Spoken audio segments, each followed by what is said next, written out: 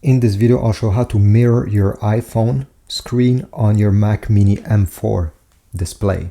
Very easy. First thing we need to do is obviously make sure that your iPhone and your Mac Mini are logged in the same Apple account, and turn on Wi-Fi and Bluetooth on both of these devices. Now on your Mac Mini M4, what you need to do is to go and select this app over here, which is called iPhone mirroring. If you do not see it down below, don't worry.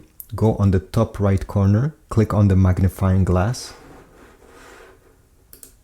and then gonna type iPhone mirroring.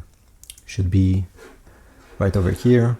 Click on the app to launch it, and you're gonna have this screen.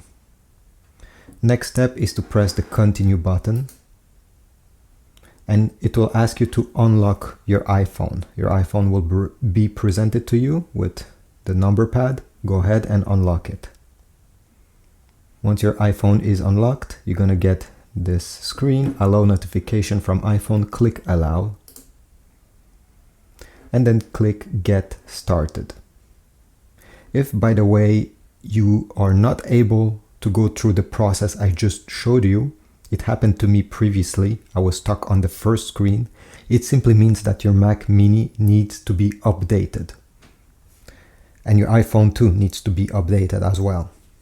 Alright, click on get started.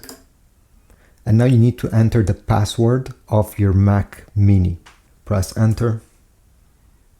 And if you get this message, iPhone in use, it simply means that the screen of your iPhone is turned on like that. You simply need to press the power button on your iPhone, and then it will connect. Here it's up to you to choose ask every time or authenticate automatically. Do you want to type the password every time you're gonna do this? If you're gonna do it often, maybe choose authenticate automatically instead. Now go ahead and enter your Mac Mini password again. And you have now access to your iPhone. The screen will stay off on your iPhone. You won't be able to use it at the same time. If I turn it on, you see the screen mirroring will stop. You have more options here. You see on the top right corner, you have these squares together. If you click on it, it will bring you home. So you can go ahead and launch apps. Let's say this one. And use them the same way you're using them on your iPhone. Obviously, you won't be able to do the gestures. So instead of doing this, you can simply click on this black line and it will do the same thing. But overall, this is it.